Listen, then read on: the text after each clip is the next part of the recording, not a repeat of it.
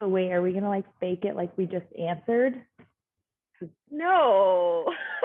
Oh. Hey, Courtney. Hey, Courtney, Well, how are I you? didn't know how candid you wanted this to be.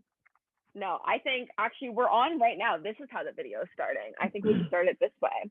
I don't want to ever talk to the audience in this video. I mean, that's a lie. We can address the audience, but I mean, I think we'll explain what we're doing. But I mean, we talked about this all the time, and the whole reason that we're even filming this is because we are having these conversations via FaceTime anyways.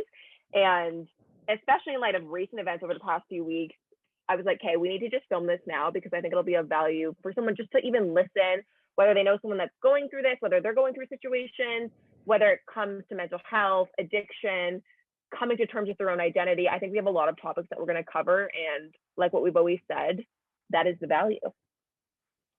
Yeah, I look forward to this conversation. I mean, it's like you just said, we're doing this all the time anyways. It's like a bi-weekly, if not tri-weekly conversation. So yeah, why not film it and throw it out to the universe and see where it lands. So well, let me give you a formal introduction off the top. Again, like I said, I don't want to have to address the audience. I just want it to feel like it's just us. But this is my childhood best friend, my best friend forever, Courtney Stotts. She is living legend. You've been there literally since day one. We were actually recently talking about how apparently in kindergarten I bullied you, and I don't have to remember this at all. But hey, I don't know what 5-year-old Jaclyn was up to. But in grade 1, we became friends over Domino's, and the rest is honestly kind of history. So here we are, 23. You're 23 now too, right? We're both 24, bud. Oh my God. Yeah, but I was just going to interject there for a minute and let people know that I returned the favor once we were already friends and bullied you in grade 7. Should we share the story? For my own personal gain. Shout out Zach Rogers and you, me, and him having a 3-way dialogue, and I used Jaclyn's insecurities against her, which no friend should ever do. And I am immensely regretful for that. But Jaclyn brought this to my attention in later years, and it obviously affected her. So and you had no memory of this, right? Just as zero memory is bullying you in kindergarten. Yeah, zero recollection. I obviously had deep-rooted resentment from kindergarten that I brought up into the future, and I had humiliated Jaclyn, and it affected her deeply. So here on the Zoom, on the call, I'll just say again, like, I'm so sorry for forever using my friend Jaclyn for personal gain, especially with a boy. Like, come on, that's Dougie Rogers. We have to explain the story. No, okay, no, we cannot. We go into it every time. It's not okay. It's literally not even that bad. It's actually kind of funny. And again, like I said, I bullied. What did I do to you in kindergarten again? Did I just was I sassy to you? Oh, you were just like a 4-year-old bully. I was like a 12-year-old bully. Hey, words cut deep clearly. You remember it still. What was it? Was it like a playground thing? Oh, it was a playground thing, wasn't it? You, Jeffrey, and Michael just wouldn't include me in walking around the big tree on the cement little things. But like a balance beam. We were like balance. Yeah, we used it like a balance beam, but what I did was far greater. And I probably said to you with my speech impediment, Courtney, get out of the way, or like something like that. And then you're like, this girl's a bitch. I hate her. Well, no, it obviously all worked out because we were best friends 6 months later in grade 1. But oh God, grade 7. May I? Okay, let's just say it. Just say it. And we're gonna start putting on a face mask. You'll have to say the story because I don't even remember. Okay. This is all your memory that I'm told about my horrible being. This is your trauma. So okay, as much as it is, like, I guess maybe in the moment I was probably like, Courtney, like, why are you doing that? It wasn't like I like went home and cried. Like, you don't need to feel guilty. It's just like kids say stuff. And it's also, I had the perspective to know, I was like, oh, like, I knew what you were trying to do. Like, Zach was like, I understood the vibe. I could take the L for you. I was like ready to take the bullet. Okay. So also, before we dive any further into this, we should acknowledge we originally were talking about doing this whole video and diving into it over a year ago. And I was like, we got to film the face mask with Jack. It's normally like videos where we, get a bit more unfiltered. It's unedited. And it's just kind of like off the cuff and conversational. And we just dive into maybe more like vulnerable topics or things that people want advice on or things that I just think would be valuable. And I didn't want to make it too like novelty and be like, let's put on a face mask and get deep and like chat. Like I didn't want it to be like that, but then also I'm like, I feel like we kind of still had to put on a face mask. So I have eye patches here. I think Courtney, I forced you to. But you're not doing a face mask? Well, I'm doing an eye mask. I'm on my bed. Like, you know how I am about the white bed sheet. I don't want to get it. You know how I am about face masks. I cannot get these things off cleanly. She doesn't know the washing technique. I've shared it. You'll have to, I'll link you to a video. I'm fully aware of it. It just doesn't work. Like, anyways. Anyway, so the story remains grade 7. And also taking in mind at this point, like I'm a gymnast. I feel like I was pretty like lean and like tiny and like petite at this point. Like absolutely probably hit puberty in grade 3.5. Yeah, I was already a late bloomer, but also had body fat percentage of like -5 at this point of my life. So obviously had no boobs. And this is the stage where everyone is starting to wear like real underwire, like cut bras. I could bear it. Like I was still in a training, like sports bra kind of thing, or like those tank tops that had the built-in layer. Okay. Like everything else was gapping on me, or gapping, whatever. Either way, I had 0 boobs at this point. And again, everyone I felt like was ahead of me. Everyone else had boobs and got to wear cool bras and whatever. So that's the only reason I think why I remember it, because it was clearly an insecurity at that time. Courtney, you're also absolutely crushing this face mask game. Well, you have a hard job. Yeah, it's all backwards and it's freezing. Like my sister, I just stole from her, shout out eggs, but she keeps it in a fridge, and it is so cold. Fridge. Yeah, it's so cold. Sorry, Mask of Magnanimity? Flush? Is this milk of magnesia is what I call it. But anyways, I keep digressing the story. People are definitely you're just putting it off. No, it's I do not want it. I mean, I don't want it to hit any airwaves ever. But carry on. Okay, so I think it was like an indoor recess or something, and we're all in the classroom causing a ruckus after lunch.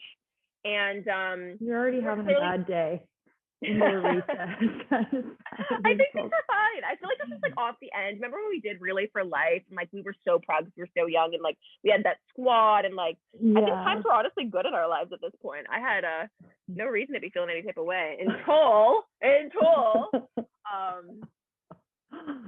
I literally don't even remember the segue or how it came up, but you two were like either sitting on a table and I was sitting opposite of you guys, and you go to Zach, yeah, well, look at Jaclyn. She's flatter than a brick wall, talking about my lack of boobs. And I remember I just stood there and I was like, she kind of do got a point though. Like, I am flatter than a brick wall. But I literally remember the part where maybe there slightly was a bit of trauma. I do remember actually going home, and I didn't even Google it. It was Bing, which is even more embarrassing. It makes the story worse. I went on Bing and I Googled how to make your boobs bigger. And I think I remember reading something specifically, and they're like, eat a lot of peaches. And I was like, I love peaches. Like, I remember doing that, which is so hilarious. And I like deleted my history. I was like, no one can see that.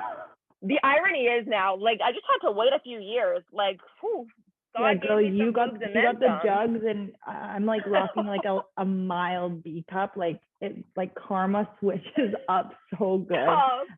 Stop.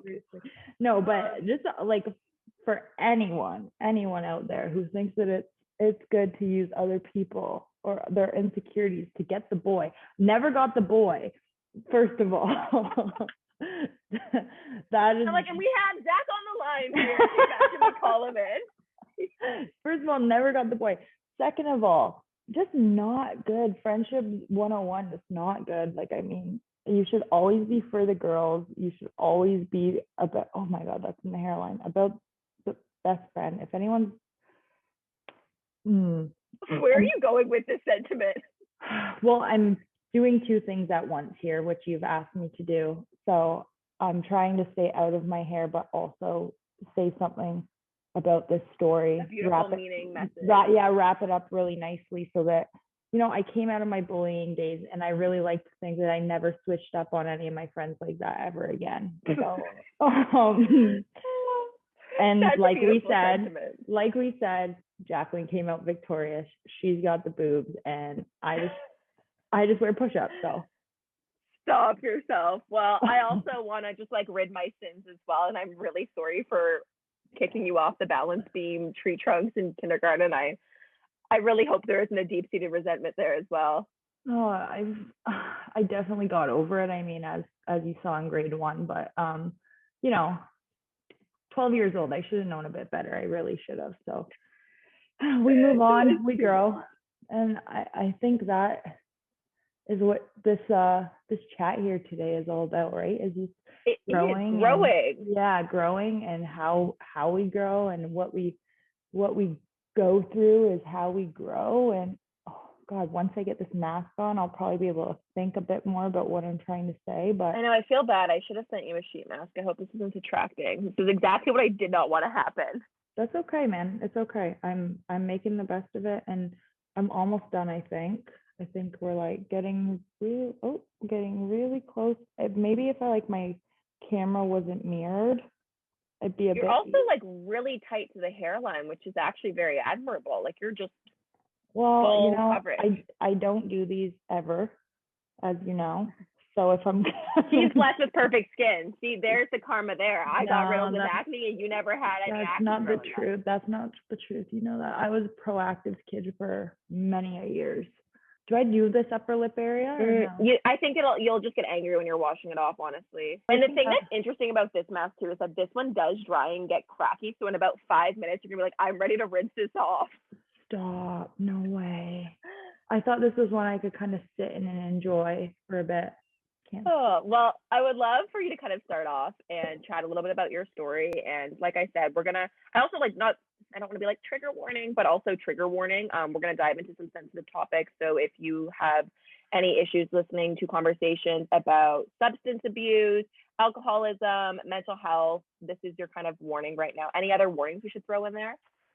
I think those are pretty broad, and they probably cover it. I think I had periods definitely of like suicidality or suicidal ideation that might come up in this discussion. That could be a trigger warning as well. So we could definitely throw that in there for anybody who has gone through that too. So yeah. Well, I'm excited for you to talk a little bit about your story. And I think something that we even talked about prior to this call, it was like really important for me to, I wanted us to be able to have this conversation and hopefully broadcast it and share it online if that was something that you felt comfortable with. But it's also one of those things that it's like I didn't want to exploit your story. And like I said, I know we have these one-on-one conversations, but there's obviously a level of like candidness that you're able to have when it's your best friend talking to you on FaceTime versus knowing that people are going to watch it. And I know you even voiced maybe some hesitations talking about certain topics as well. But something that I really admire about you is how much you have grown, and you have been able to be a part of different groups and panels and share your story loud and proudly in hopes to help other people, which I think is really amazing. So I did want to say thanks again for doing this today, Court. Yeah, well, I appreciate you having me and sharing your platform with me and other people who want to, amplify their voices and share stories that are definitely marginalized in this society and this day and age is something like that's admirable in itself. So I appreciate you huge for doing that. But yeah, you're not wrong when we talk about having hesitations.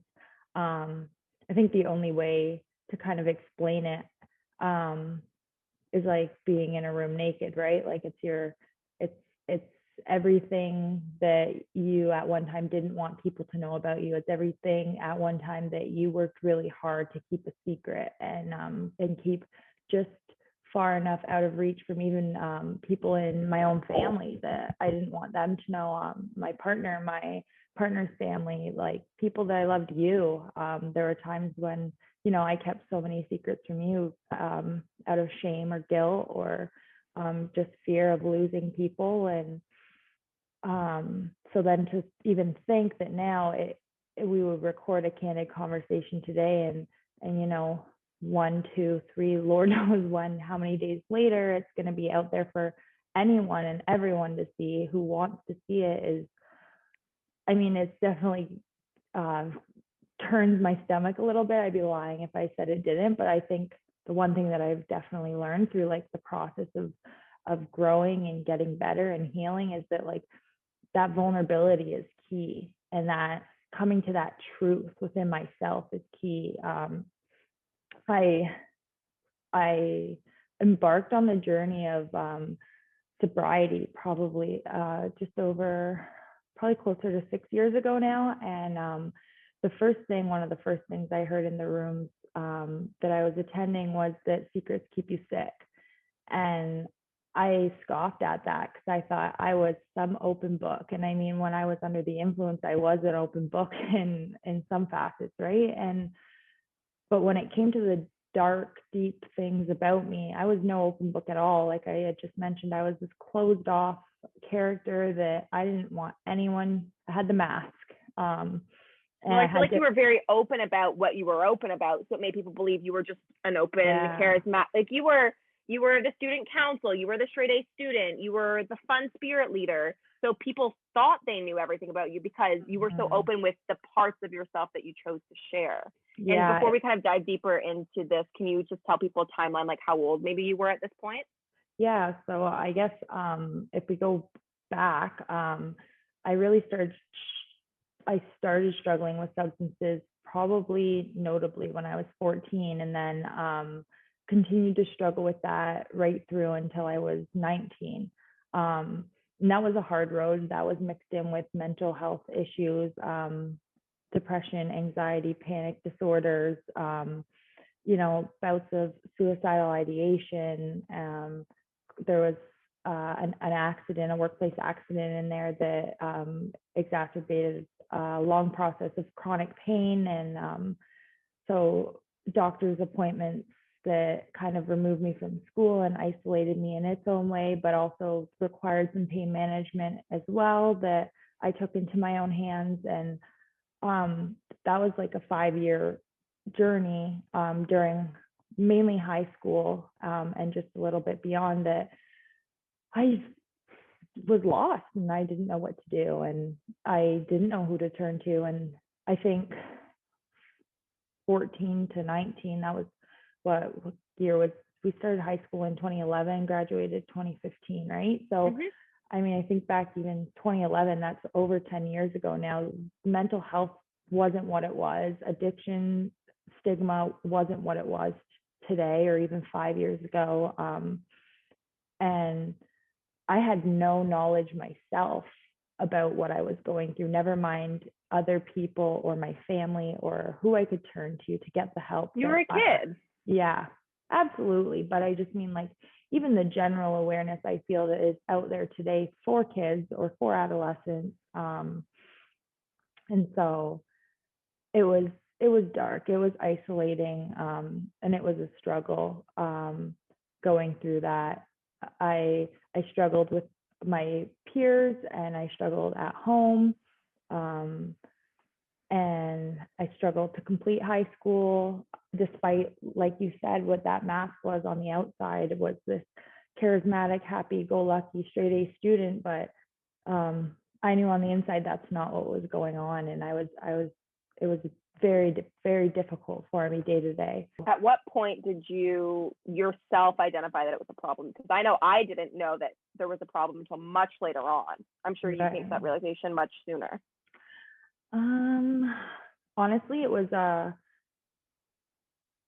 think it was like I had really been working, like, I thought the solution to all my problems was my mental health. I thought my problem was really, it was a mental health problem. And I mean, my depression and my anxiety, my panic attacks were obviously debilitating and crippling, and they were kind of causality to my substance abuse. But I didn't see my substance abuse as a problem at all.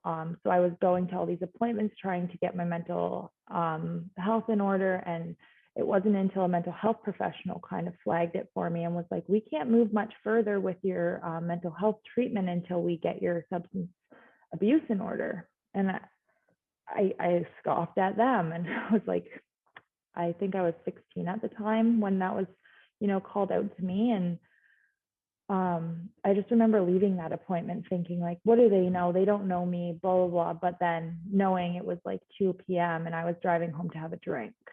So that was probably the first time that I really realized, this could be disordered. This could be abnormal. I'm not like the other kids Whereas for the longest time, I definitely blended in with the crowd. I kept, you know, I kept the company that kept me under the radar. So, and then I guess it amplified from there when I didn't even want to keep company.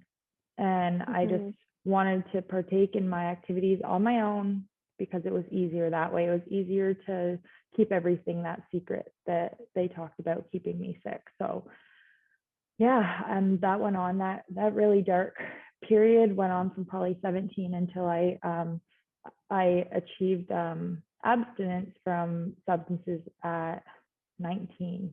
So that was a tough period of struggling and working with the right professionals and finding supports within my family and within my friends, and like it's coming clean about what I really was doing behind closed doors, and who I had become, and coming to terms with who I had become, because I think that big overarching secret of like, I am not who I say I am to other people was just too daunting to live up to. Like I felt like once I admitted that, then the world was going to like come crumbling down.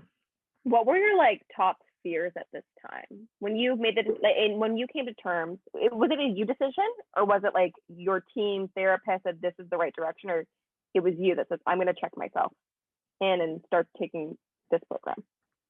I think there was obviously a lot of outside pressures. Like my partner at the time knew it was a problem. My family at the time knew it was a problem. I was losing a lot of friends because they knew it was a problem, and I was a problematic person. Like I was not a nice person to be around when I was under the influence, and being under the influence was more often than not. And you know, I was destroying relationships. I couldn't hold down a job. I had virtually no money to pursue this habit that I was undergoing. So I was doing things that you don't want to find yourself doing to make money, to achieve your habits. And it was this vicious cycle of like, I don't like who I am, and other people don't like who I am, but I want to be accepted by these people. So no one,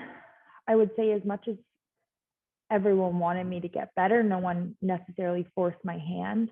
There were periods of time where I left like my family's house, and there were periods of time where I wasn't with my partner, and that was like completely on me and my behavior. But no one ever forced me necessarily to get this help. It was like gentle persuasion, I would say.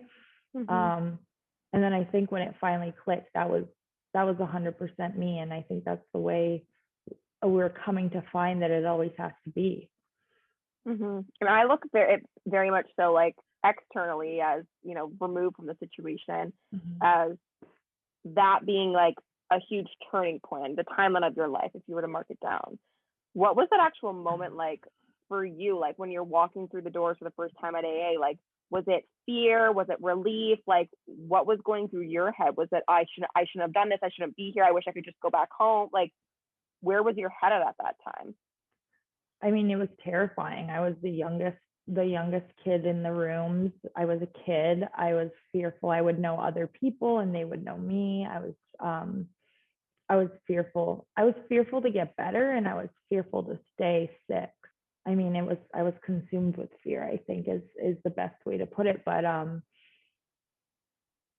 think at the same time, at the very first meeting I went to, I was liberated.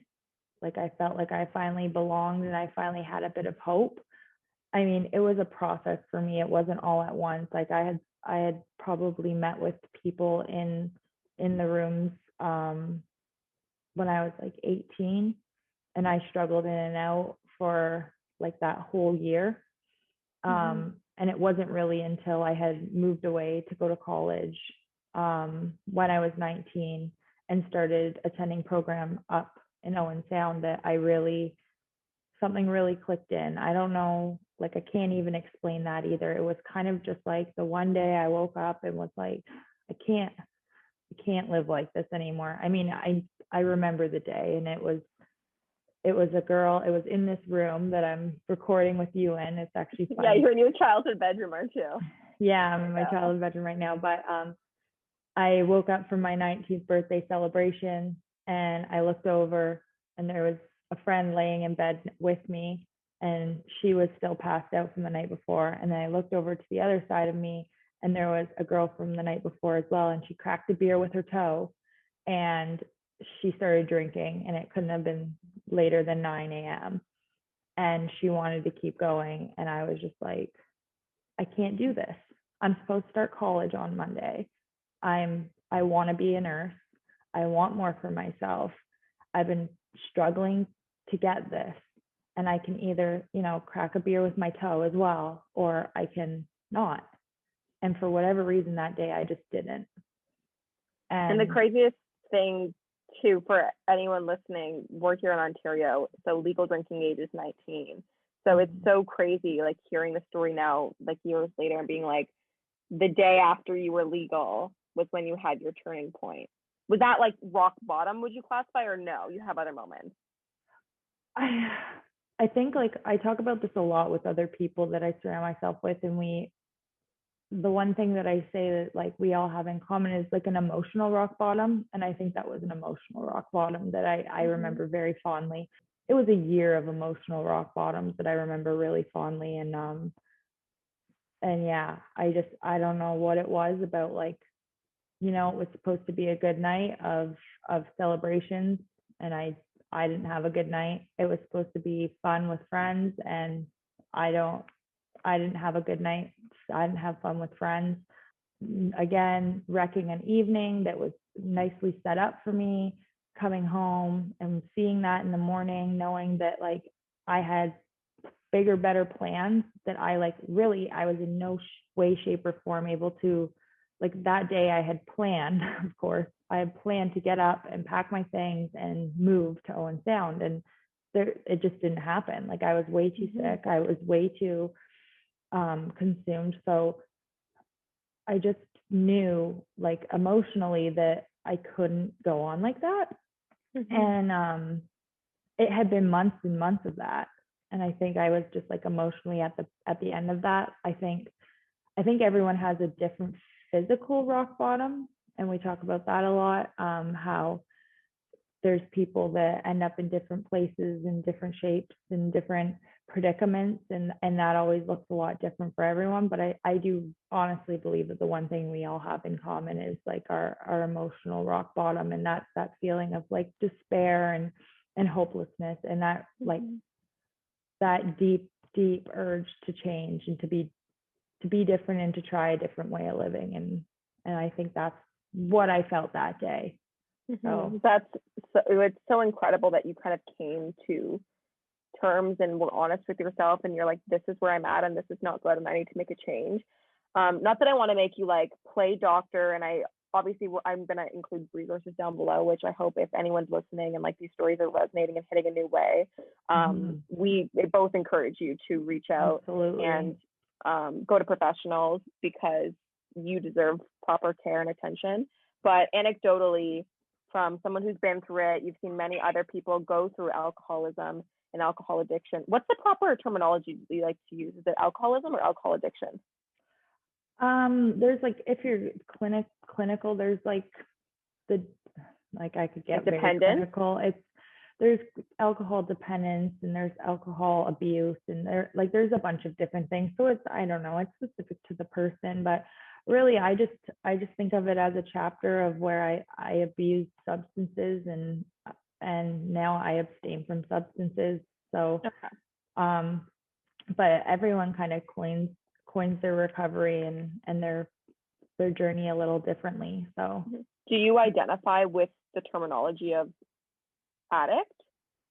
I personally do, in a sense, because I have a behavior that can kick in where I'll take things a little too far in all different senses, like in all facets, whether that's substances or, my coffee or working, eating. Like, so I do, when you hear those people who say, like, I have an addict behavior, or I have, like, an addict mentality, or an addictive personality, that I really do inherently think that that is me, and I think that that's a trait that's in my bloodline and in my family that's been passed around. So I do identify with that terminology, but some people do think that like terminology like that is limiting to a person, like, right? So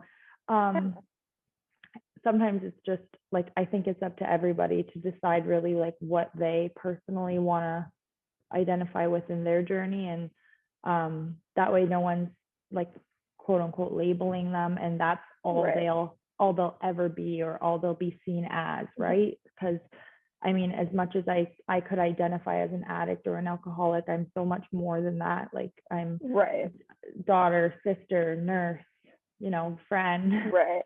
What I was going to say, kind of leading off of that, is before I was like, oh, wait, maybe I should clarify the proper terminology moving forward, what we should say.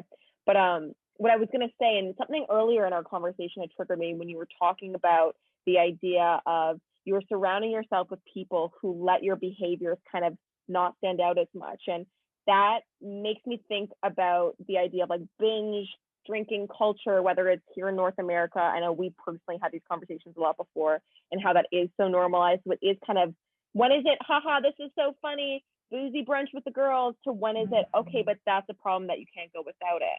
I'm curious, again, without making you play doctor or diagnose people, do you have any kind of telltale signs that you feel like are common, or maybe you can kind of plant as thought starters in listeners' ears and be like, well, maybe this is a behavior that's out of control, and maybe this is something you should reflect on more? Do you have any kind of like, I don't want to say go-tos, but like a checklist that people tend to hit?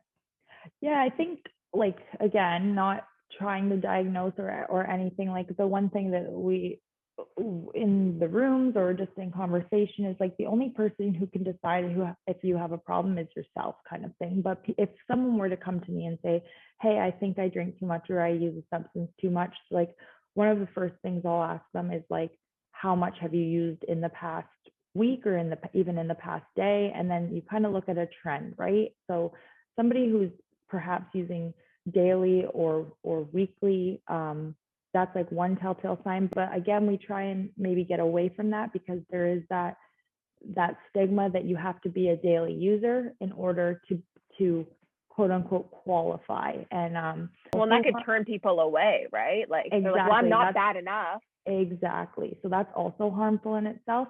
But I think definitely, like, if you look at like a clinical diagnosis, they're always going to look at your usage, right? But somebody could only be using 1 to 2 times a week, but it's then the quantity that they're using in that short period of time, right? Like, if you're sitting down and you've built an immense tolerance to something, then obviously we have to then take some more looks in different facets and have some more questions.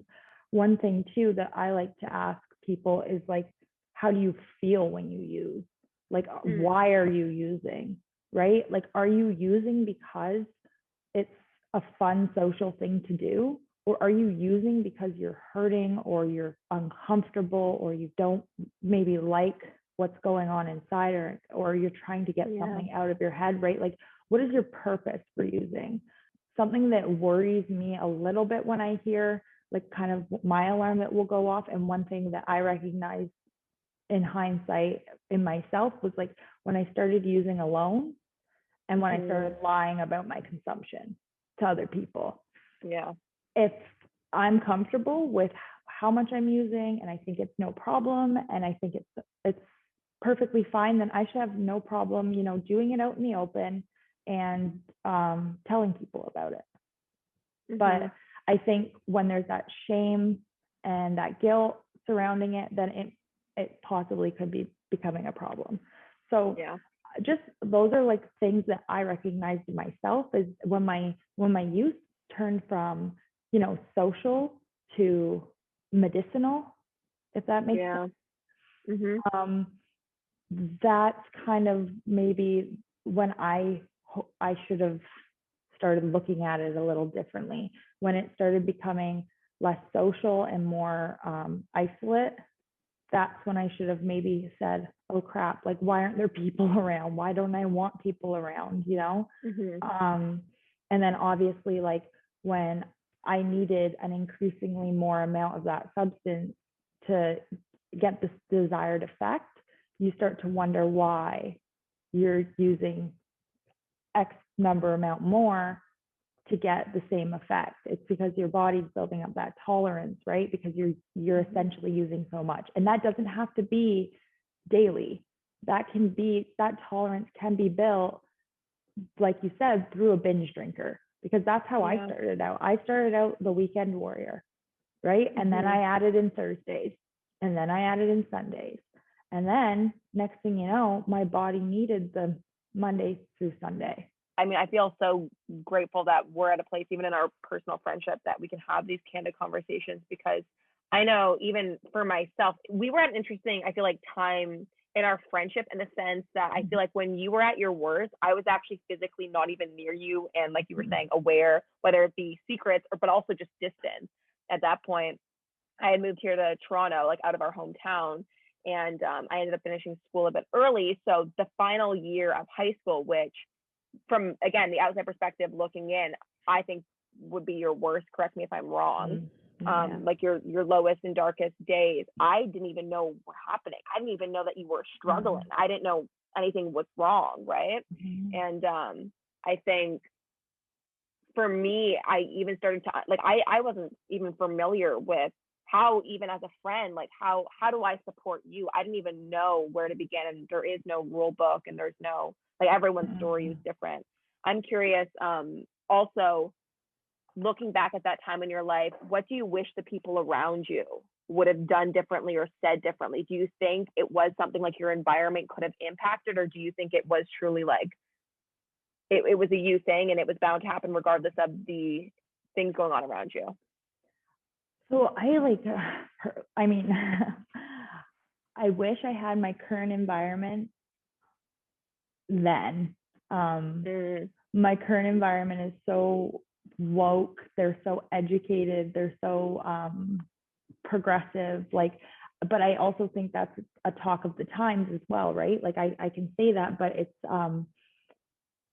it's where we are in the world as well. So to say that isn't necessarily a fault on an individual, it's a fault on where we were at the time. Society. So yeah, exactly. So everyone in my life now has taken their own personal time to educate, their own personal time to talk to me, their own and I mean, and then they're extended, and they're like that kind of thing. The stigma has lifted. I feel comfortable. Like I would never in a million years have sat down and told, 5 people about this issue, never mind allowed it to be broadcasted.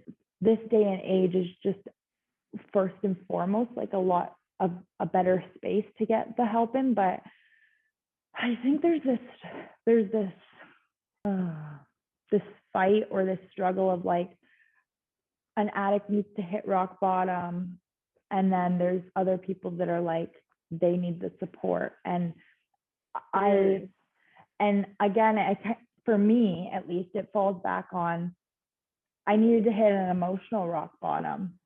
But did that necessarily mean I needed to be like out on the street, struggling to eat, struggling to find a place to sleep, fighting for my safety and fighting for my hygiene and that sort of thing? I personally don't think so. Did I need to hit an emotional rock bottom? Absolutely, to find that inner strength and inner will to change. And would that have come if my family was just like happy-go-lucky with me? What you're doing is fine, like keep it up? No. And God bless my family. They went through hell and back with me. My loved ones, anyone who was close to me at the time, I put them through the ringer. And there's no handbook on how to deal with this thing. But I think I personally have come to find, and from what I've kind of heard is, I heard this really cool TED Talk, and it said the opposite of addiction is connection. And can you expand on that more? Yeah, so they obviously don't mean in like a physical sense. Like the opposite of addiction is potentially sobriety for some people, or harm. Right. But they're finding that a commonality between people that turn to substance abuse is a deep feeling of disconnect within their community, within their family, within their center, their hub. So to say that somebody needs to hit their rock bottom on their own could actually maybe doing more harm than good. Yeah, that makes sense. And that's where, you know, I would never tell anyone what to do. I always say when people ask me what they should do when their loved one is using and they don't know what to do, I said, first and foremost, like, you need to be safe. You need to fill your cup.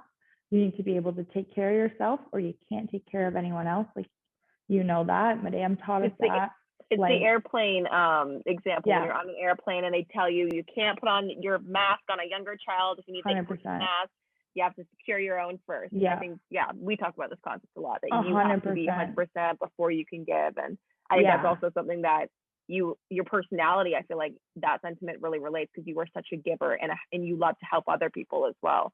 Right. But like, and that like rings so true to people who are dealing with folks who are going through addiction. I think the same thing, like, you can't be constantly giving. And I also say, like, you have to set firm boundaries and stick to them no matter what they are or how hard it is. Like, my family chose their boundaries. Like, they would not, you know, use with me, and that means alcohol, as it was legal. And they would not, you know, help me engage in that behavior. They would not purchase it for me. They would not, you know, they would not enable that behavior for me at all. And they had to stand true regardless of how my behavior got. And I would push those buttons and I would push those boundaries where it was almost easier to say, you know what, kid, here, go, leave us alone.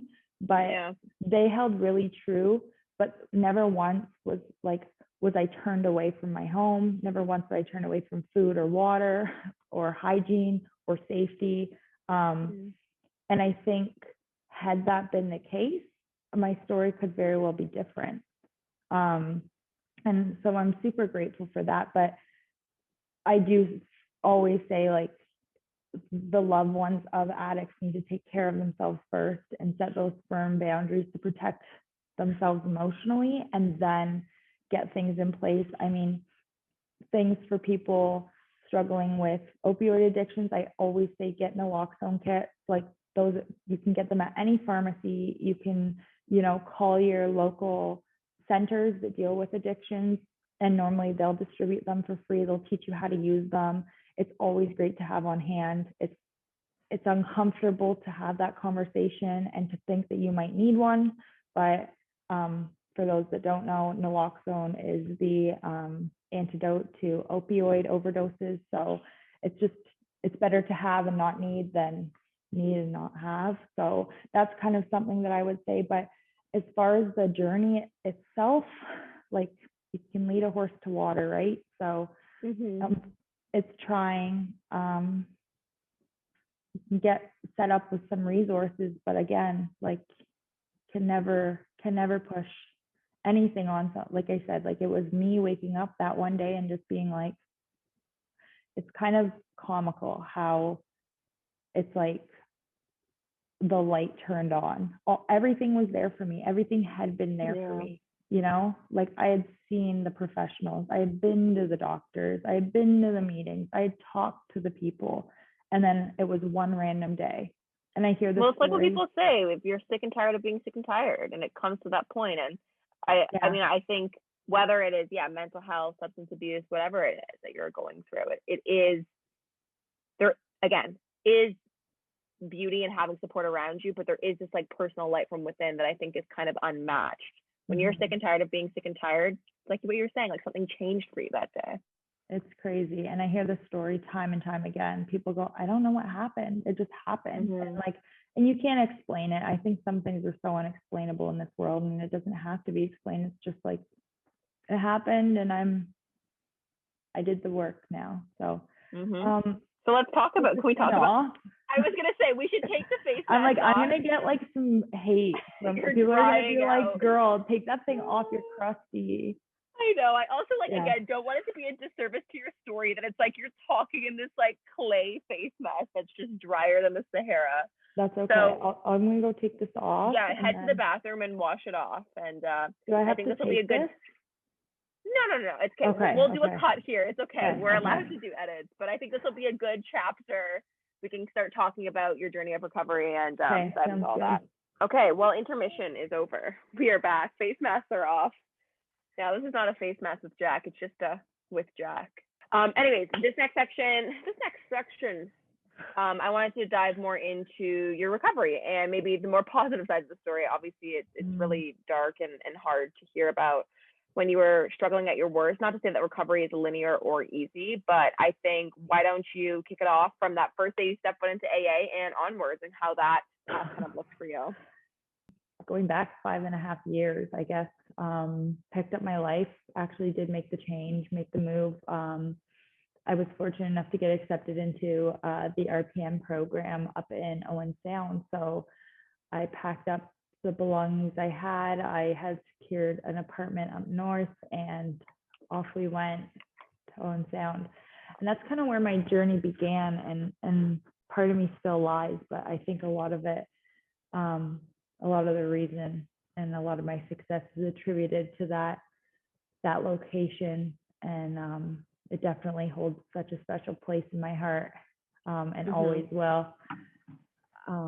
The people up there are immaculate and so welcoming and so friendly, and the town was it's just, I think, like, I wouldn't say made for recovery, but has become somewhat of a recovery town. It has a detox facility or a withdrawal management facility within it. When I was trying to navigate it in Caledonia, I went to one meeting a week, and then I'd try and, ride that meeting out for the weekend, all the way through the week until I hit that meeting again on Thursdays. And can you quickly also give like a little rundown of what AA is like for people that don't know? Like, I feel like people hear, oh yeah, AA, Alcoholics Anonymous, but what does that actually look like? Is it a free program? You can just walk in? Is it truly anonymous? Like, can you give a quick little blurb on that? Yeah, so it's absolutely free. It welcomes anyone. It's more so like just a support program for people who are struggling with substance abuse. It's the only requirement is that you want to try and stop, and it will have anyone. So that's pretty much it. You go there and you speak on issues that you may have spoke on before, you may not have, and you're more than welcome to speak. You're more than welcome to listen. No one's necessarily in charge, but someone might facilitate, and there's no dues, there's no fees. Sometimes there's coffee, not so much during COVID. Right now it's online. It's a program that's been around for much longer. I don't know. It's almost, I think, coming up on like 100 years, but it's a program that's out there, and it's one way of recovery. It's by no means the only way, and it's by no means the right way, but it's one way, and it's the way that has worked for me. So you were going to those once a week meetings? I was going to those, and I was trying to ride like what I deemed like the the vibe or the high that I was getting off those meetings, and the wisdom and the encouragement that I was getting from those, and it just wasn't working like that. And then I go up to Owen Sound, and gosh, they had like 3 or 4 meetings to pick from a day, and I didn't really know what that was like. And I mean, I could have, had I looked further into it, I mean, Hamilton isn't far away, Brantford wasn't far away from our hometown, but then I go to Owen Sound, and it was kind of like doors were opened, and things started happening, and I found myself at meetings all the time, meeting new people, meeting people who were kind of aligned on the same path, the same journey as me. And I just got more involved in this program of people and this community of people. And like, if you recall what I said before, is that the opposite of addiction is connection. I started getting connected. And I think without like getting too specific into like really what each month or day to day looked like, it was just I grew a stronger connection with like-minded people. Like if I really had to give a synopsis of like what my recovery is and continues to be, it's this connection with people that I understand and they understand me. They understand how I think and what I think and like people that you maybe otherwise would have not crossed paths with in your lifetime because you are different ages and totally 100%. different circles and like 100%. I feel like have such a variety of different friends and sober companions that literally like in no other way of life you would have crossed paths with. Oh, it's funny, I even joke with these people. I'm like, look at you, like some of my best friends are like 65-year-old men or, you know, 35 or 45-year-old women, but these are the people I resonate with. These are the people that tell my story and I tell theirs, you know, like I am them when they were in their 20s and they are me looking down the barrel of my future. And they're the people I want to be like when I'm older. You know, some of these people have 20, 30, 40 years sobriety, and it's just inspiring that they've chosen to walk a path in their life and they've stuck to it and they've really committed to this way of living, and they are better people for it. And like I think, you know, I've started on this path and I feel like I'm a better person because of it as well. And people ask me often, they're like, do you think you'll ever drink again? And my answer is like, I don't want to. Like I just genuinely don't want to. I wasn't a good person when I was drinking. Sorry, who's asking this in your personal life? Hey, you think you're ever gonna drink again? Like what? Is that the energy? I mean, my sisters and my boyfriend and my mom aren't, but like, you know, like friends of friends, that is really funny that you asked that. Kind of an asshole if you're like, hey, you think you're ever gonna down like it's like, whoa, come on, man. Hey, you got some wine? Yeah. No, but like you've got to understand that there's still that level of stigma. I mean, we talk about like we've talked before about keeping that close progressive circle of people. So I don't necessarily always have to explain things, but then you do come across those people, right? Those people that don't necessarily understand, they don't necessarily get it. So I have to start from ground zero with them. And then you are having those conversations of, you know, no, I was a problematic person when I was using, and I probably shouldn't. And it's actually like you don't owe these strangers or people that you're just running into like your life story, but it's also like then they start it's like this weird catch-22. Like I remember this, not to like dive into the actual details of where we were, but I remember we were at a dinner and everyone I think maybe had like a glass of wine or something. And you were like, no, thank you. And it was like a very like nice restaurant, like this high-end wine, and everyone's like, oh, like come on, like you might as well like get in on it. And you were like, oh no, I'm okay. I'm gonna pass tonight. I'm just gonna have some water. And then there was a couple additional questions like, oh well, you're not gonna have that. And I remember I felt like I needed to get defensive and be like, oh no, she's not drinking. And like it's weird how you not drinking can sometimes make other people uncomfortable, which then makes me think, is that a problem? Like it's this weird dynamic, and that's me just from one experience. I can't imagine your lived experience feeling like you owe this explanation, or like, do you feel awkward addressing it still? Like, I know obviously you're being so candid now, but I can imagine it's kind of difficult to rehash it every single time because drinking is so normalized in today's society. Well, like you see those meme posts or whatever that go around and they're like, please be gentle or nice to the people who say they're not drinking. Like, and I resonate fully with that because I totally forgot about that experience, but in the time it wasn't comfortable because I was in your social setting. I wasn't in my own. When I'm in my own, I don't mind taking my own, you know, my own ownership and my own path. But like when I'm in somebody else's kind of turf like or area, I don't want to overstep. I don't want to overshare. I don't want to, you know, I don't feel like I'm making an ass necessarily out of them, but I don't want to like I said, like overshare in a situation where it's not my well, you don't owe it.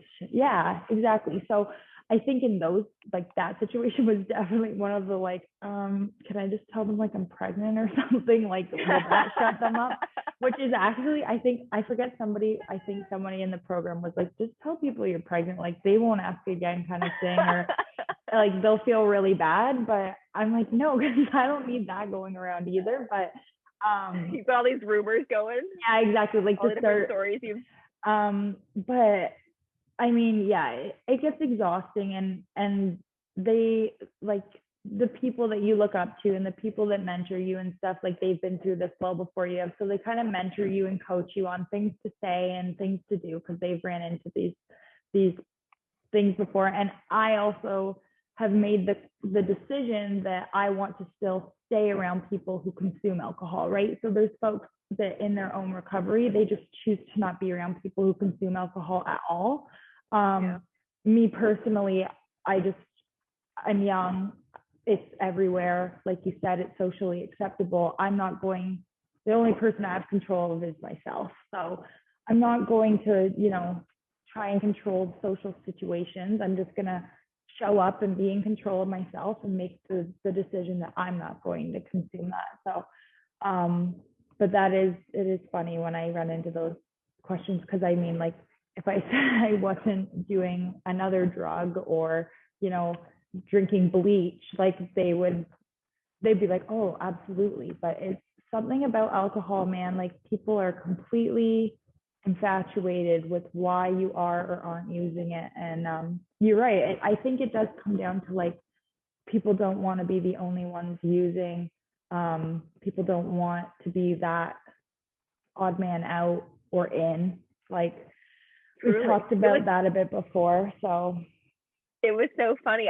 Maybe the TikTok algorithm knew that we were going to have this chat tonight. It was funny. I literally was randomly scrolling, and I wish I could give credit to whatever comedian had said this. Someone was on stage kind of doing a skit, and they kind of made a joke about being in recovery. And they're like, it's so weird, like with alcohol, that as soon as you say, oh, no, I'm not drinking tonight, people start prying and they have a million questions. But it's like, if it was literally anything else in your life, it's like, oh, yeah, no, I don't want mayo on my sandwich tonight. The next question would be, why aren't you having mayo on your sandwich? Yeah.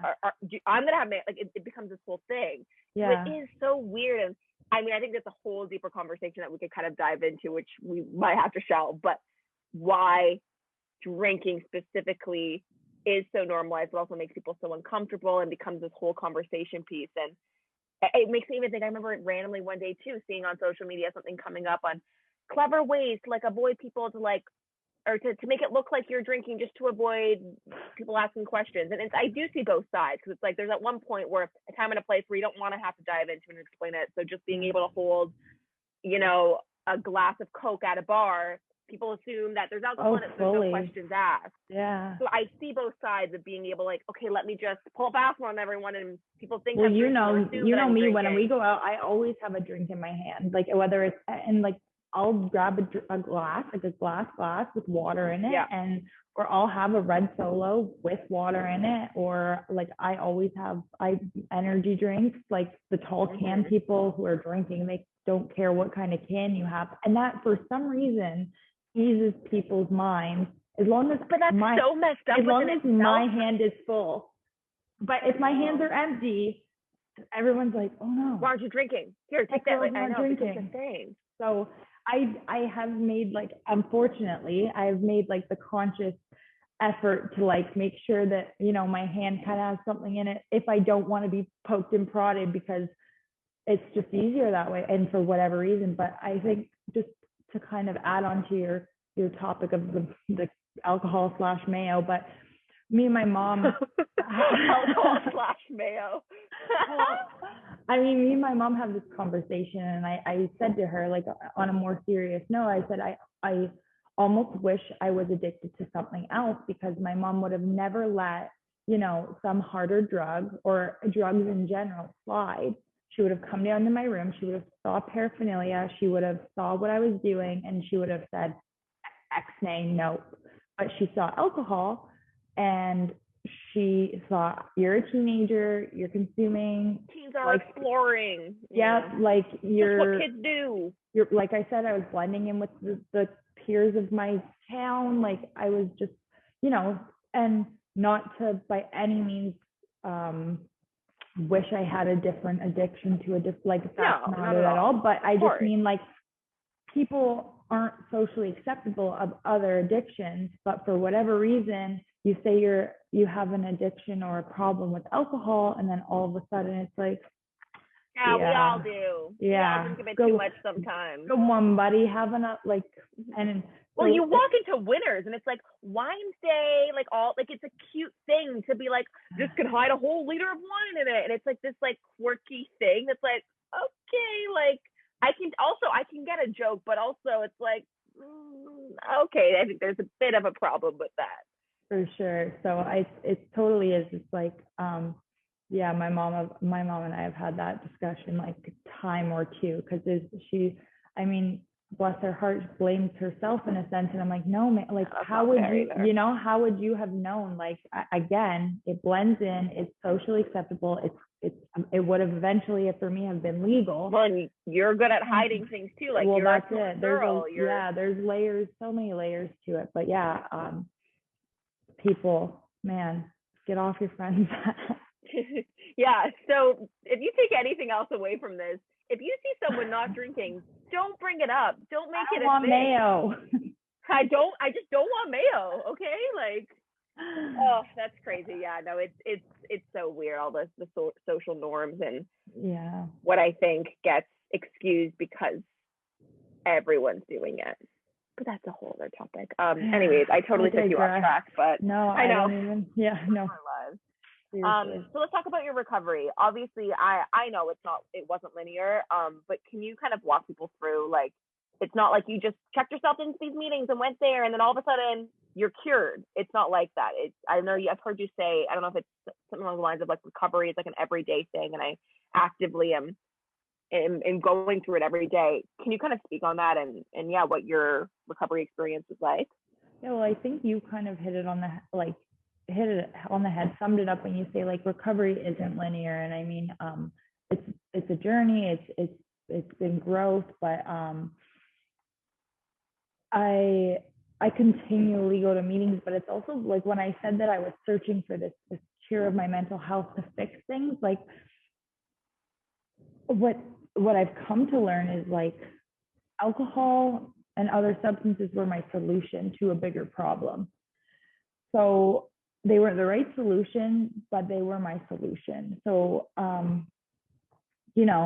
I came to find out that I had deep-rooted traumas and deep-rooted, self-esteem issues, and I had all these other things that I had never dealt with.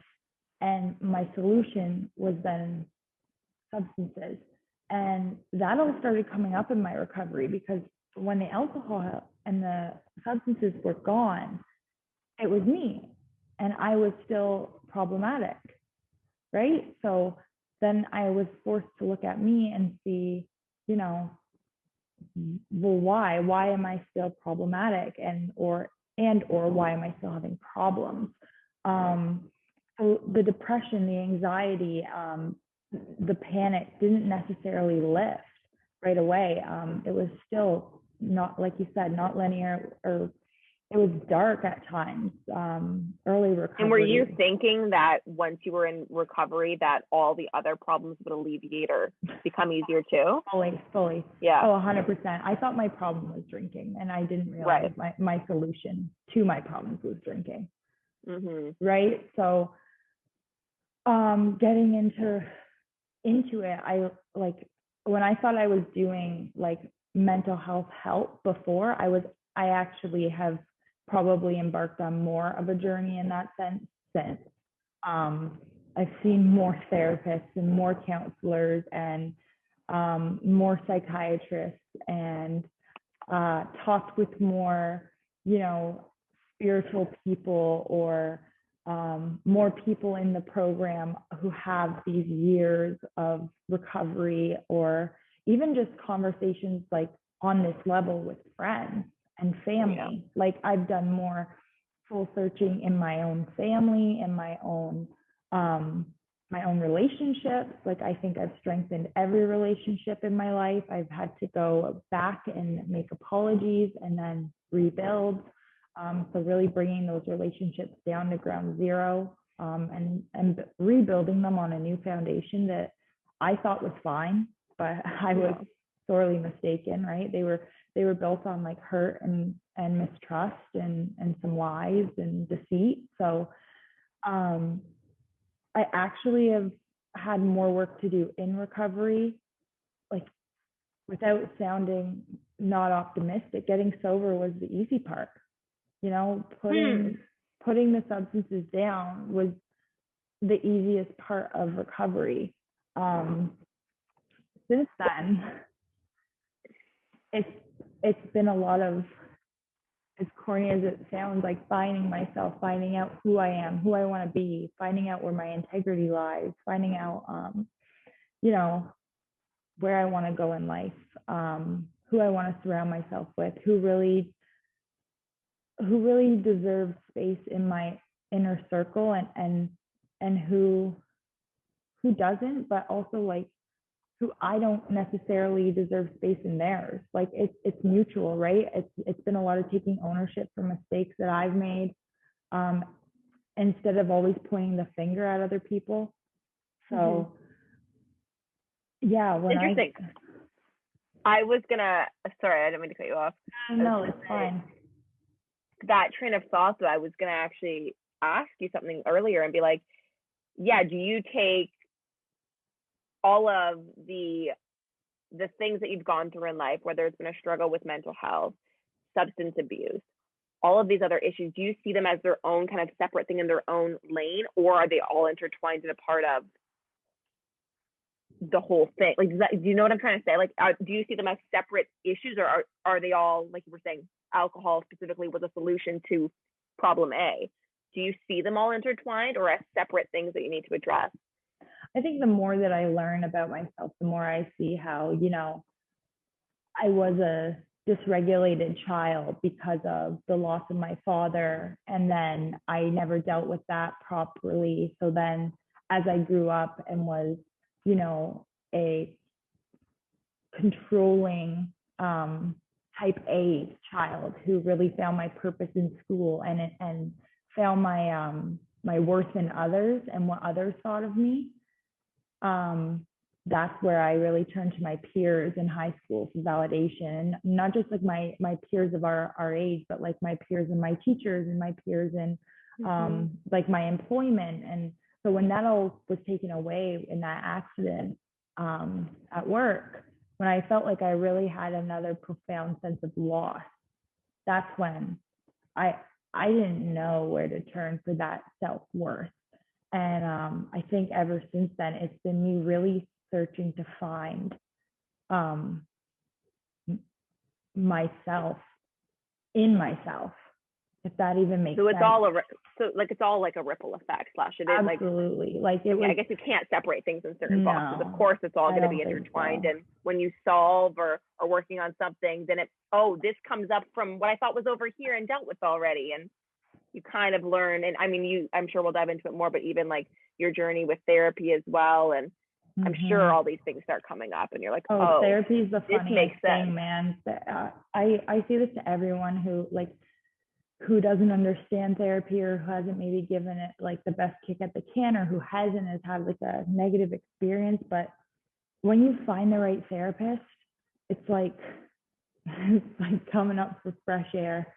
When you're swimming, you're drowning, and this therapist just like clicks, and she or he like pulls you up.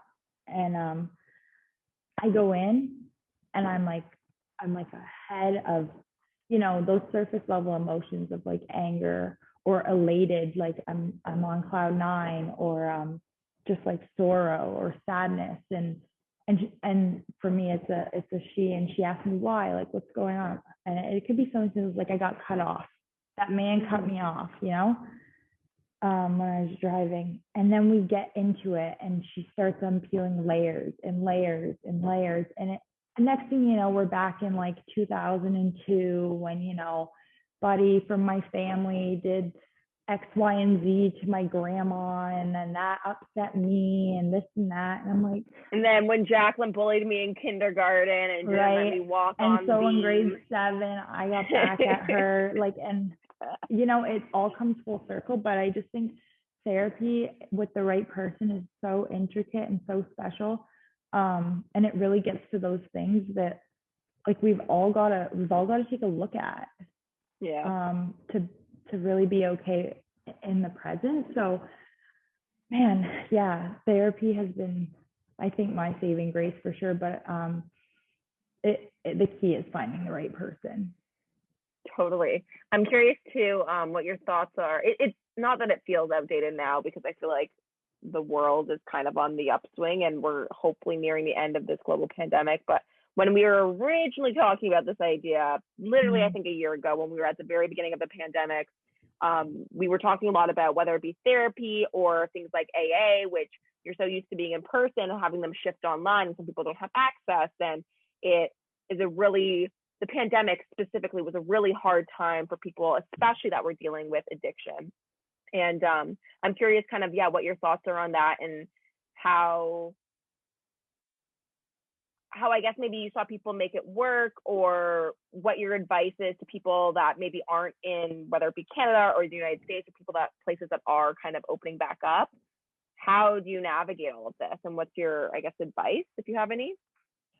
Oh, it was super cool, and it was super hopeful and optimistic. I think watching, like I said before, I have friends who are 65. I have friends who they go older than that, like 80, 85. So like having friends rally together on, in Facebook groups and Zoom chats, and seeing people sitting in their living rooms or their kitchen tables and coming together at meetings. I mean, you can attend a meeting virtually anywhere in the world right now, which is insanely cool. I think the other really neat thing about it is that it's accessible to all, whereas before maybe meetings weren't so accessible to all.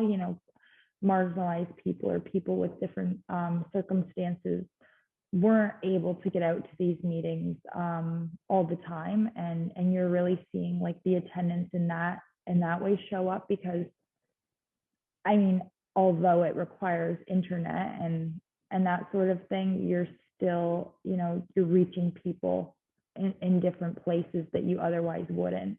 I saw a mom who had just given birth, who otherwise probably wouldn't have gotten to a meeting in the first 2 months, but she was maybe like a week postpartum, and her newborn baby was in the meeting with her.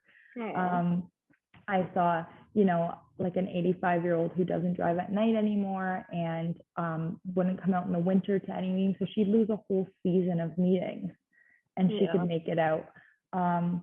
But that being said, there's a sense of connection, that physical connection, and that almost that energy that you feel when you're in a space with people like that, bringing that energy together. And we did lose that through online. I mean, even you and me know this, like we haven't seen each other in like almost a year, and it's different when we hang out online. We get what we get, and we get to catch up, but it's different. So we lost that by switching to online meetings. And I think there's pros and cons for sure, but something that you had brought up at the beginning of the pandemic, which I literally wasn't even thinking of. The whole point, specifically when we're talking about AA, is Alcoholics Anonymous. And if you're hosting a Zoom on a Facebook group, then there goes everyone's identities, and it kind of is like a huge almost contradiction within itself. And how did you guys navigate? Because I know you were hosting a lot of these Facebook groups because you are the young person who was good at tech and all of that, so you were able to kind of make these meetings happen that otherwise maybe wouldn't have. How did you guys navigate that? And do people have that? Is it trust is trust the right word? Or how did you find that?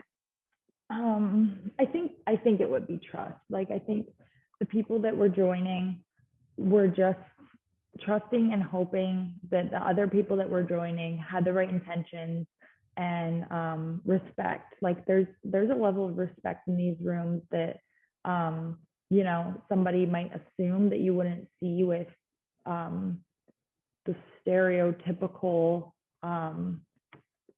addict. But it's incredible. Like some of the nicest people I've ever met frequent these rooms, right? So they come to these rooms and your name's right there, And again, it's that level of vulnerability. You can search me up, you can find out my workplace, you can find out my family, you can find out how these days you can find out where I live. But it's kind of just that trust that you won't, or if you do, you won't say anything. Or if you do know who I am on the street, you'll just smile and nod and walk on by. You know, you won't break that anonymity.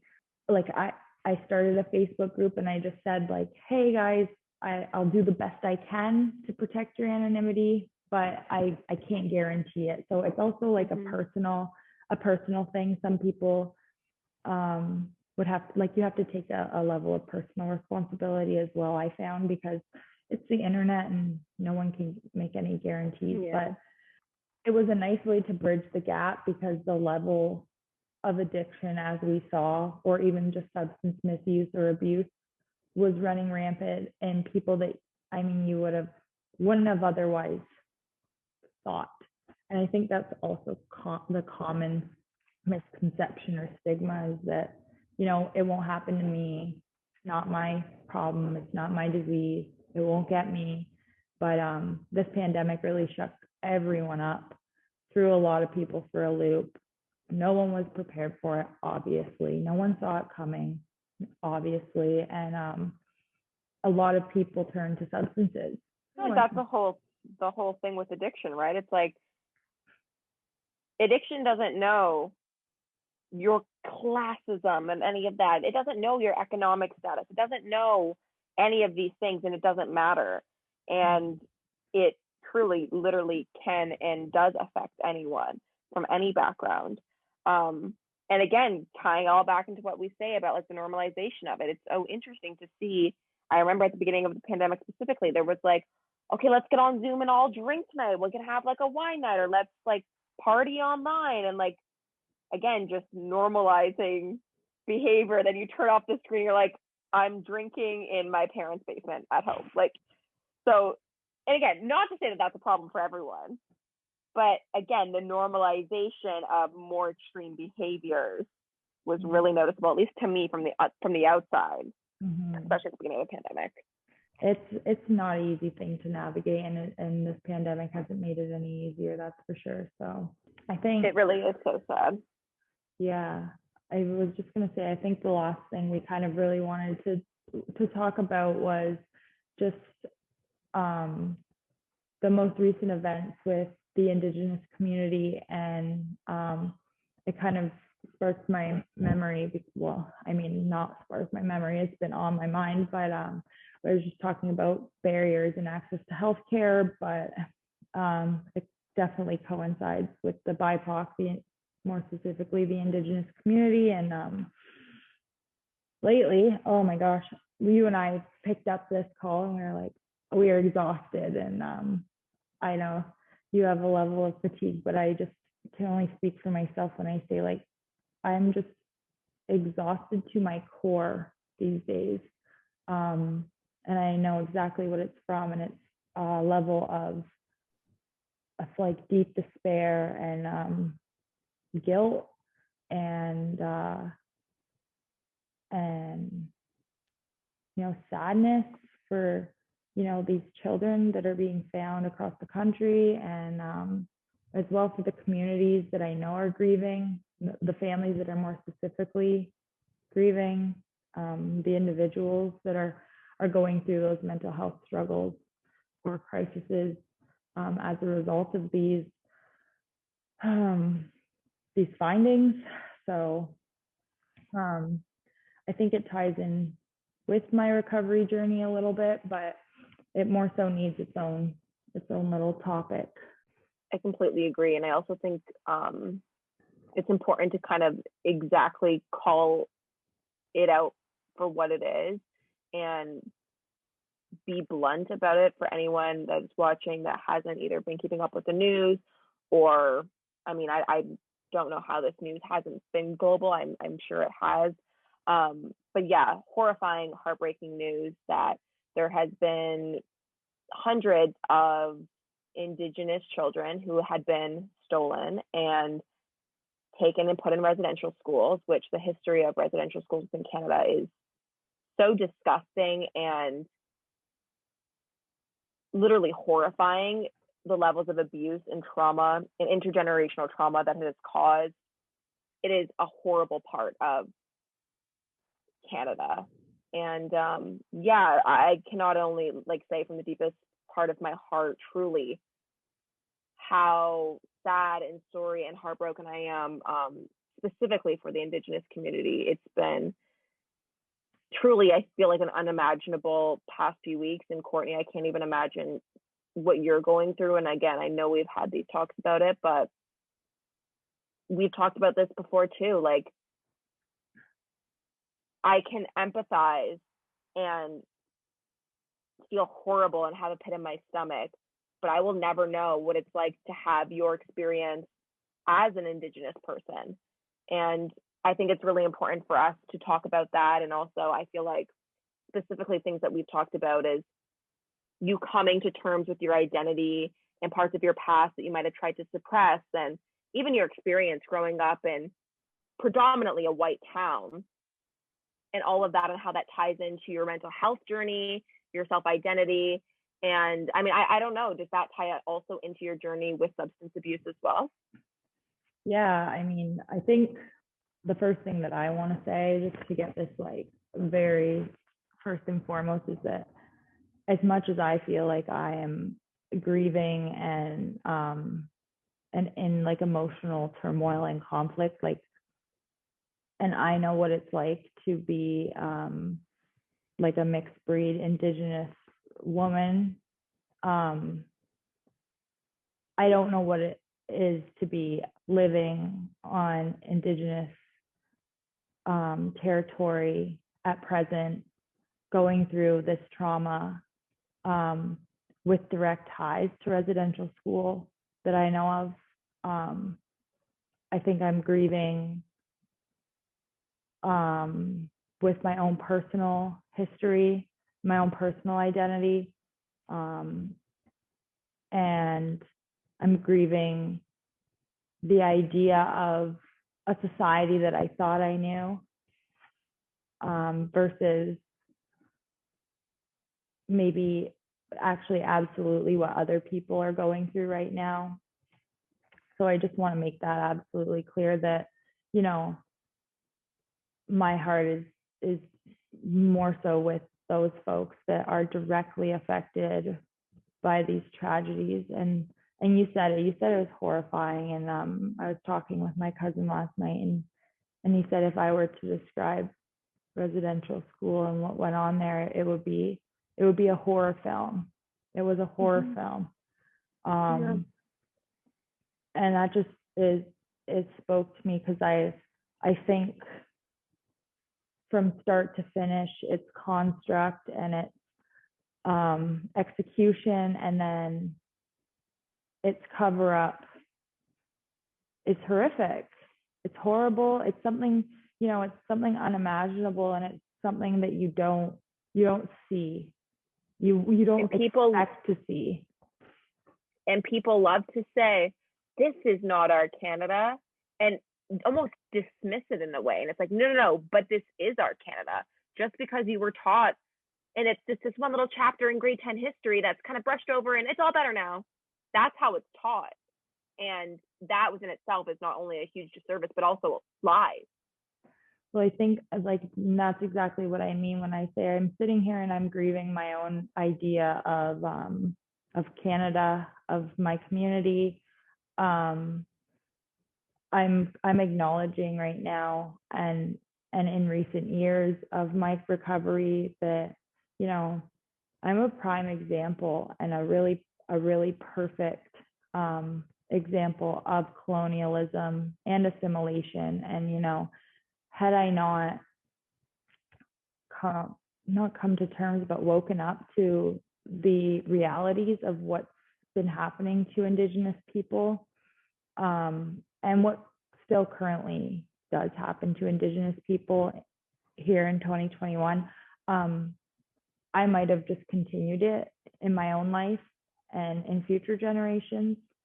And I think that's what's so scary to me and so sad to me, that I was so naive and so absorbed in that colonial Western idea that you know, I fit in perfectly. My family moved from the reservation when I was 6 or 7.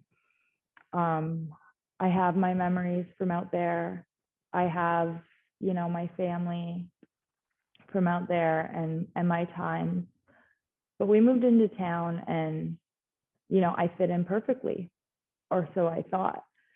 And there were times I can look back on now and remember when, you know, I had darker skin than you guys, or my hair was longer and darker, and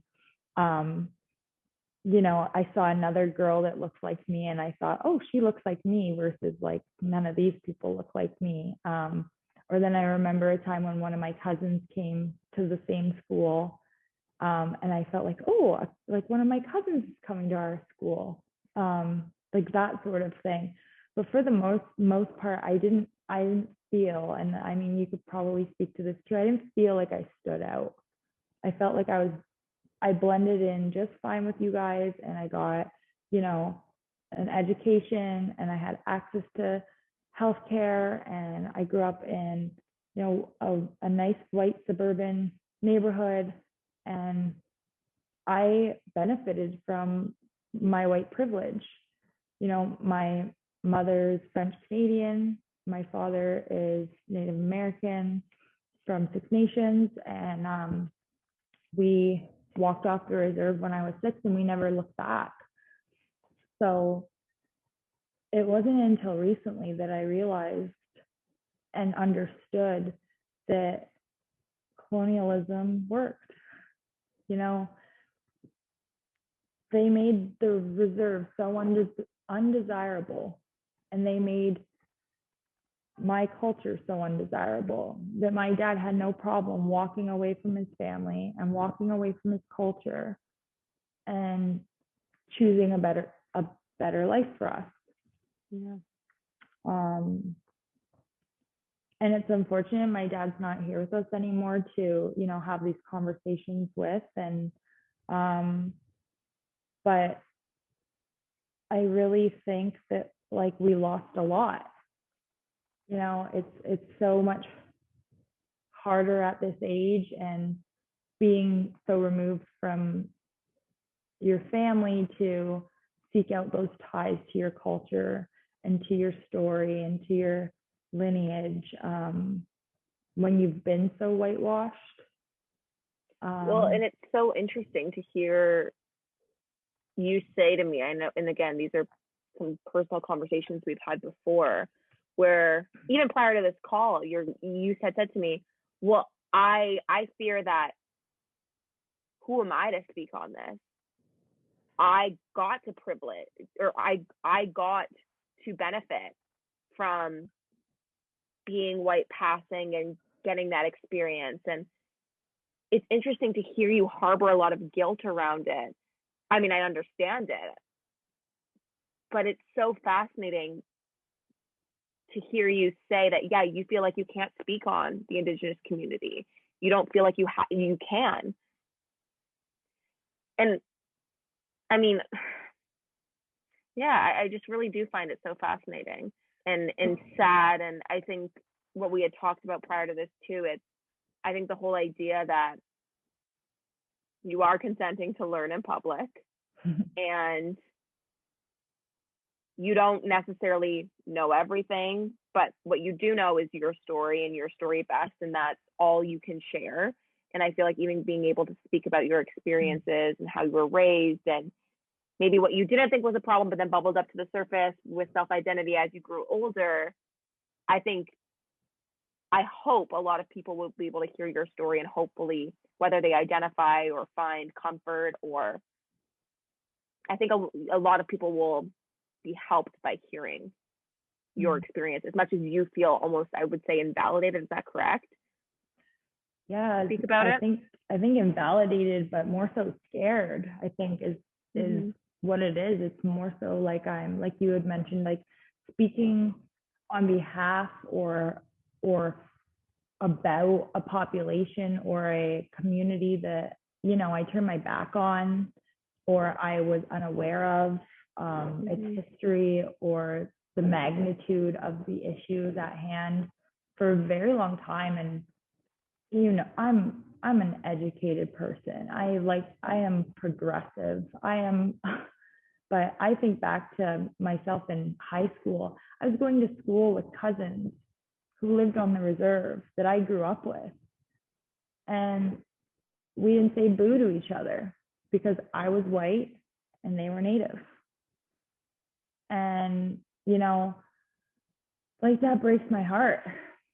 It breaks my heart for them and it breaks my heart for myself. And, you know, it's interesting that society made me feel like I had to choose. It's interesting that society made me feel like I couldn't be both. That, you know, half of me was one, half of me was the other, and that around certain people I had to portray myself a certain way or to, you know, gain certain advantages. I think I knew that if I was white, that I would fare better than if I was Native. And that was ingrained in me from a young age, you know.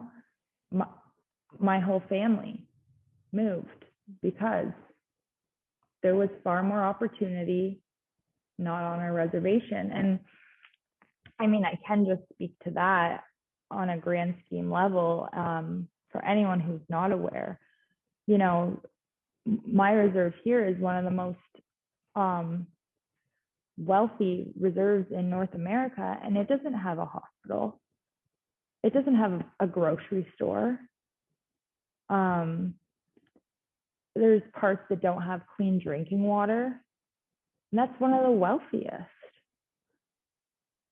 You know, so I can't even imagine some of the ones that are even further removed from society or cities. Like it breaks my heart just to think it took this long to gain that desire for education and understanding. Within yourself, you mean? Yeah, I think that's where the guilt and the shame lies. And also for allowing it to happen. So I think just to tie that back in with my recovery, it's been finding my culture and reconnecting with people like me, which includes both Native people and Native people in recovery, has been such a blessing. You know, there's so many horrible stereotypes out there about the drunken Indian or, you know, the lazy Indian and I was raised with those ideals in my head as well. And I was raised that I never wanted to be those people. So to reconnect with people and see for myself that we are not that stereotype. And there are many, many people just like me who want to be better and be better for our people and be better for our communities and bring resources and bring just better to our community. It's inspiring. Like the people that I've met over the last couple of years in my recovery, being home, and this is all since I moved home. It's been truly inspiring. So I don't know, what can I say? It's been a heavy couple of weeks, and like I said, I think I'm just mainly personally grieving for the people who are grieving more, as well as grieving my ideal of a society that I thought I knew. And then just trying to find where I fit. It's a difficult place to be. And, you know, I could sit here and talk to you all night long about my mental health and my addiction and feel completely fine. I was most scared about this. Like, this is the most vulnerable and the most, you know, naked in front of a crowd I've felt in a long time. And I think, like you said, it's probably the most important conversation we'll have. I agree. I feel like even, again, being your best friend and growing up with you since we were 6 years old, watching your personal growth and watching even the way you speak about things, whether it's your culture and identity. And I feel like you have had a full 180 in the most positive way that has also coincided with therapy, recovery, all of these other things. And going back to what you were talking about earlier with recovery, the idea of connection, I have never felt more connected to you as a friend ever in my life than I have in the past 2 years. When there's been times in our past where we literally grew up down the street, we were seeing each other and physically spending the most time with each other. And sure, we were kids at certain points, and of course, relationships aren't going to be as deep when you're 7, but watching your personal evolution has truly been the most insane and beautiful thing, not to be all like mushy and like, but really. And I know not only is it like just the beginning, but I also know you have like a newfound kind of like light in your eyes and like a fire within you to basically rewrite your own story and make sure that no other young girl like Courtney has that same story, whether it's not embracing being Indigenous as a child and all of those things that we talked about, right? So, I mean, at the end of the day, you've been through truly so much in your life and in your personal story and with everything you've gone through. And you're 24, we have decided. You are 24. And this really is like, yeah, just the beginning, which I feel like is inspiring, maybe daunting at some times, but it is. It's definitely weird to think of it like that it is just the beginning, but there's been so much work. But I think the one thing when you're just talking, by the way, I appreciate what you said. And I think this pandemic's been obviously horrendous in so many ways, but there's been blessings. There's always blessings. And I think one of them has been the connection that I've had with you and Maggie throughout this pandemic. You guys have kept me sane. You guys have kept it real, and made sure, I think, our check-ins and just making sure that we're all still doing okay despite the circumstances and despite the isolation and the loneliness and the growth and the change. But I think the one thing I'm really fortunate for in this life is that change is inevitable, and it's welcomed. If I wasn't allowed to grow, if I wasn't allowed to change, God, I would be so stuck. I would be like, I just look back on that girl in high school or that girl in elementary school, and like I said, she's so naive to the world.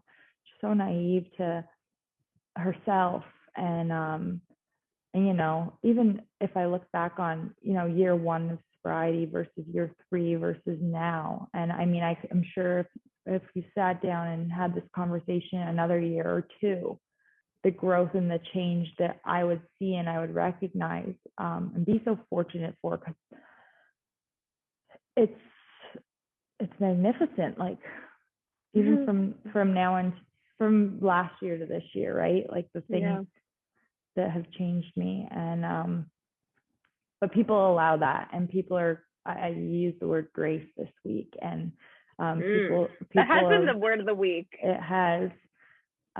People have been graceful with me and have allowed me to change and allowed me to grow, and still love me through it. And like I said about my family and my partner and my friends and people who have adopted me as family when they didn't have to, man. Like when I thought I was down and out, and I have my landlord from Owen Sound, they took me in, they fed me when I was just like college student trying to get by. I've got my sponsor from up there who still treats me like gold. My buddy who currently lives with us, and family, and his whole family's taken me as family. Like it's never ending, the people that come into your path, and you don't know what they're going to be when you meet them. And and it unfolds. But I digress again. I'm just like, I'm so grateful that people have allowed me to grow and stuck by me. As for most recent issues, I really wish anyone out there who's going through this suffering or this time of traumatic trauma, healing and peace. And I know I unfortunately just know in my heart it's not going to be the end. It's the beginning of a very, very somber history that's going to be uncovered. So I urge people to just take care of themselves in whatever way they know how, whatever way that looks like. Be gentle with themselves.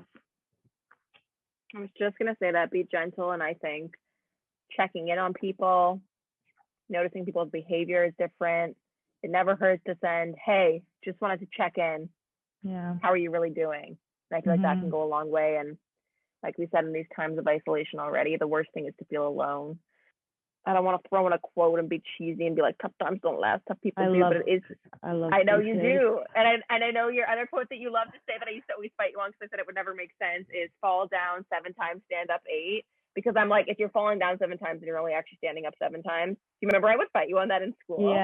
Yeah. But the sentiment remains though. But all of these hardships, the downs, the highs and lows, they add to your character. I always like to think of it actually, I always say like to your tool belt, and you now have all these different reasons. If you didn't go through that experience when you were 16, you wouldn't have the clarity that you do now about this work situation, say for example, like it affects so much of your life, what we were saying earlier about a ripple effect. And not that anyone deserves to go through any of these hardships, and it's horrifying, and in a perfect world no one would, but I think if there is any silver lining, I look at the strength and truly the person you've become, and pretty damn incredible, if I do say so myself. I appreciate it, and I'm grateful for your friendship. And again, grateful for you letting me on here, sharing my story, and just shooting the breeze with you. It's always like this, so just hit the record button. But yeah. I know. I hope. Do you feel like we chatted about everything you wanted to? Is there any closing words that you want to say, or any takeaways, call to action? Call to action. My God, we'd be here all night if I called to action. But I don't know. People, stand up for injustices. Everything going on right now, it like reminds me of that. When you were a kid and they're like, if you're a bystander, you're just as guilty. You're part of the problem. Yeah. Or like, Madame always like, show me your friends, I'll show you your future. Like all those cliches, and it's like, it's coming to fruition in our present. And it's like, guys, and then here's the old Jaclyn, like, be better. Like every day, get up and be better. Using those cliches as well. Like, if you're bystanding for some of this crap, all of this crap, like you're just as bad as the people that are committing these crimes, man. So use your voice. You're more powerful than you think you are. Have these conversations. Like Jaclyn said, reach out to those people. Just reach out to anyone, and the people that are struggling, reach out as well. None of my growth would have ever came if I didn't, have the initial courage to start those conversations as well on my end. And then I don't know, I could sit here and do some government call to actions, but we don't have that time. I know, it feels like the whole like weight of the world on your shoulders. Like these are heavy topics, but they're real. Yeah, and they are. I think just on a personal level, just be responsible, guys. Like, that's it. That's all. Yeah, I'm just super grateful for, this opportunity to share with you and share with whoever so chooses to listen. And I'm, grateful to be your friend. So. Oh, well, likewise. And like I said, I know we've talked about this for a long time, and it was like a thing that I was like, I don't want to push you. And I know you were like, I want to make a bigger change or use my voice. And it's this fine line of not only the times right now, like you are going through it, and you can sure flip it on its head and say, well, then it's even more reason to talk about it now, and to hopefully, if you have the inner strength to do that, be that strength for other people to listen to and find comfort, and make that online kind of community that space for it. So it's an interesting one to navigate, and like I said, even your whole personal story that you're gracious enough to share, I think that takes a whole lot of strength. And I also don't want to like contribute to the idea that if anyone is going through something or suffering, there's no obligation to share it publicly. I think that's specific to your journey, and that is admirable in its own way, but that's not necessarily the only way or what you have to do. But I mean, I say to you all the time, you are very powerful, and I know are changing people's lives. So I really appreciate it. And I'm very interested actually to see people's reaction, and I hope people enjoyed this conversation. And yeah, I'm really curious to have an open conversation in the comments down below. And I think my aim always, when we make these videos, especially today's video, is like to have this be a safe space. And I think that's something that we always talk about when we're just having our like friend FaceTimes and stuff. But yeah, so please keep the comments positive and a safe space. And I'm sure we'll be in them replying and commenting back and making it a place for discussion. But like Court said earlier, we will have links and resources, whether you're dealing with substance abuse, mental health crisis hotlines, any and all of the above. We'll do our best to find resources not only within Canada, but hopefully global too, because these videos kind of reach all over. So also, we'll just put a link down below if you want to donate to residential school survivors as well. I think would be a good little tidbit to throw in. And again, I just want to kind of cap it off, just saying, like, just keep an open mind as you watch this. This is just my experience and my journey. Everyone's is different. So yeah, if you listen with an open mind, is probably the best way to take all this in versus not. Well, I hope if they've made it this far, I hope we maybe we can cut that and put that at the beginning. That'll be the little teaser. We hope you have an open mind for this conversation. Wow, no, truly cannot thank you enough. Honestly, like I said, I feel like we just scratched the surface, and we are on these phone calls for hours, and I know we could go on and on. So maybe there will be a part 2. I know we could dive into more, but Court, thank you again. Make sure you like and subscribe and hit that bell button for notifications. Hey, she's on it. Court, love you. You are the best. I really appreciate you coming here. I had one more thing actually that I wanted to say at the end. What was I going to say? There'll be another what I eat in a day video coming. Oh, I was going to say that your skin looks good, and thanks for doing the face mask. I'm sorry. Oh yeah, I'm a little shiny, but I mean, it will do. Thanks for face masking me. It was good, but what a good little face mask with Jack that was. Okay, that's a Texas 10-4. Courtney is also my reader for auditions. Take that in. Ooh, that line will get me forever. Okay, goodbye. Say goodbye. This is our ending. Bye.